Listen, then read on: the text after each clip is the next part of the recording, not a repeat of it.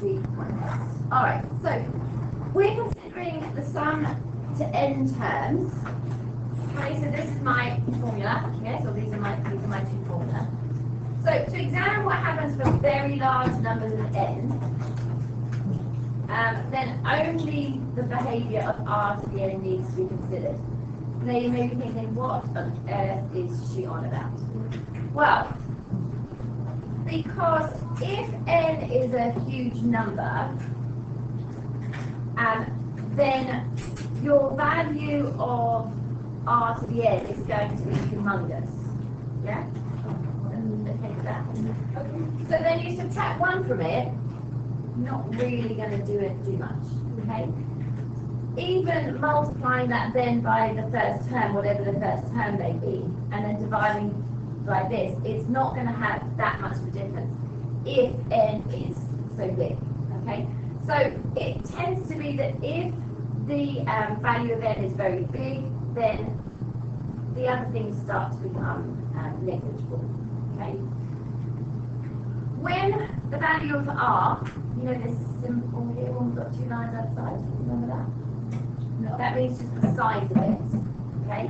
So it could be, so we're saying that r, or just basically when the size of r is greater than 1, okay? Then the sum to infinity of a geometric series is undefined. Okay? So if the value of r is bigger than 1, then it's undefined. It's going to go on and on forever. And so we cannot say what the sum is. Does that make sense? No, I'm not giving very good explanations.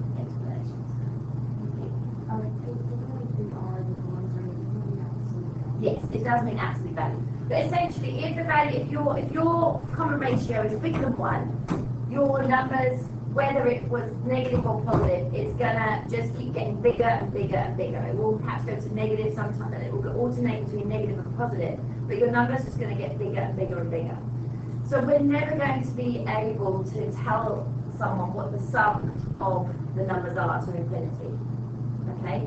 Because the number is just going to get humongous. Is that a bit better? Yeah. So we know that infinity means forever and amen, okay? So when the value of r is bigger than 1, it's just going to get bigger and bigger and bigger. So we can never add up all of those numbers. It's just not going to happen.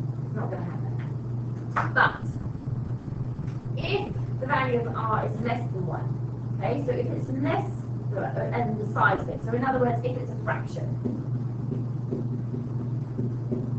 Okay, so I don't mean less than 1 in the fact that it could be negative, because we talked about the absolute value, the modulus of it. Okay? So if the size of it is less than 1, ignoring the sign, then this value here, do we know what this arrow means? It means approaches. Okay, so in math, this fancy arrow here means approaches. Now, what do I mean by that? Well, so say, for example, we had 1/2. Okay, that's quite a nice one to look at. So to the power 1, that's obviously 1/2. To the power 2, it's 1/4. To the power 3, it's 1/8. To the power 4.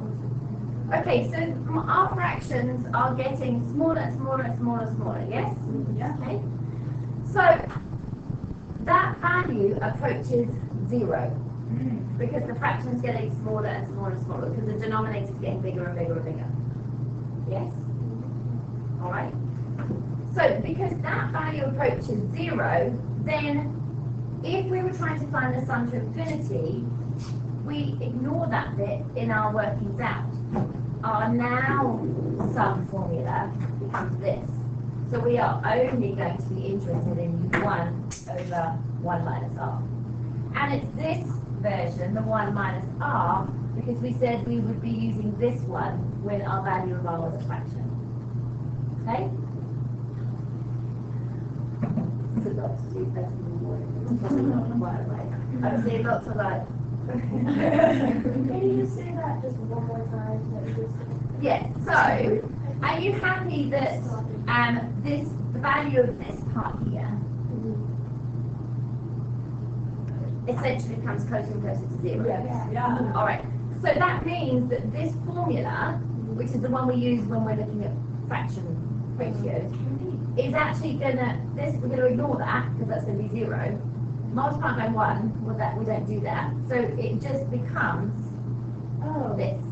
That's all I'm saying. I know, I said it's really long-winded, like, oh, Jesus Christ. So, if you're the kind of person that is just like, just tell me what formula to use, and I'll use it, then this is your formula, you've given it, use it, right? There are many people that would quite like to know, well, why is it now this, and it wasn't this before? Okay, so that's where all that garbled stuff came from, okay? Just to try and help those people that need a little bit of, well, why is it suddenly different? Okay, and the reason is because for a sum to infinity, when your common ratio is a fraction, that value is just going to end up getting towards zero. Okay?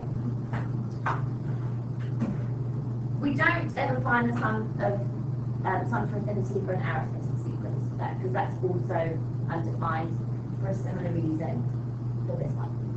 Okay? So, find the sum to infinity of the geometric series if it exists. Oh, I need to make it clear because I have seen it once. It's only valid if the value of R is a fraction. Okay?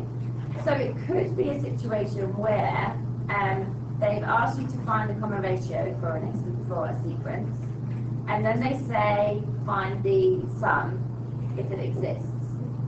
And you are supposed to say it does not exist because my common ratio was 3.2 or whatever. Okay? So you need to just keep that in the back of your mind that your value of R does have to be a fraction. Okay? I was looking at the first book and it says like they call it the immersion like can you say that? Yeah. Exactly. And what's good, it's the kind of situation we're talking about is a common practical one is where you have a ball and the height of the ball that's going to be when you drop it. So bouncy ball. So I'm going to drop it. So the initial height is going to be this much, and then the next height is going to be lower, and the next height is going to be lower and lower and lower and lower and lower. So that would be a geometric sequence for the height of the ball, and then they would be asking about the sum to infinity because obviously the ball just keeps going on and it does that little at the bottom. But that would be classed as infinity. Okay. So find the sum to infinity of the geometric series if it exists. So first of all, we need to find or check what our common ratio is. So check common ratio. Oh gosh, our hands will turn up my eggs already. How do we find the common ratio, Leah?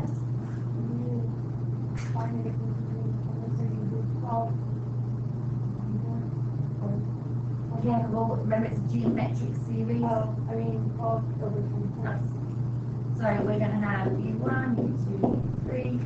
So we're going to do U2 over U1, which is 12 over 24, which is 1/2.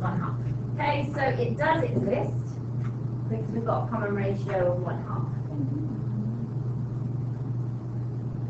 And then we can find some infinity, so we just go back to our formula. So it's U1 over 1 minus R. So sum to infinity is U1, which is 24, over 1 minus R.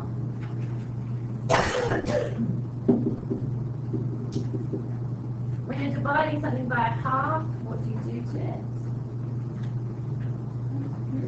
You've got a number divided by 1/2. What happens? How do you divide fractions? You keep changing. Okay. So we've got 24 multiplied by not 1/2 anymore. What's it going to be? 1, yeah. So our sum to infinity for that question would be 48. Well, actually, the real thing, 1 minus 1/2 half, but less than half.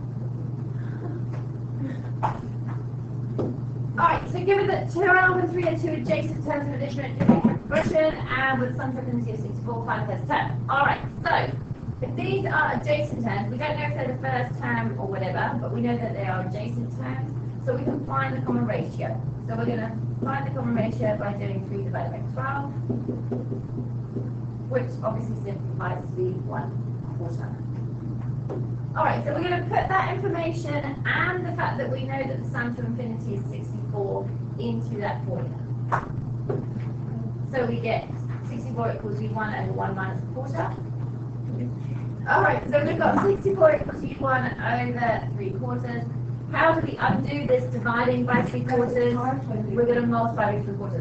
Be careful here, some people just get all into the keep change flip situation. You're not keep changing or flipping anything here. You are literally just multiplying now by 3/4.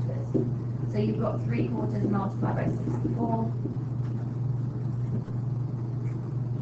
I like to do some cancelling first, so I know that 4 goes into 64. Yes?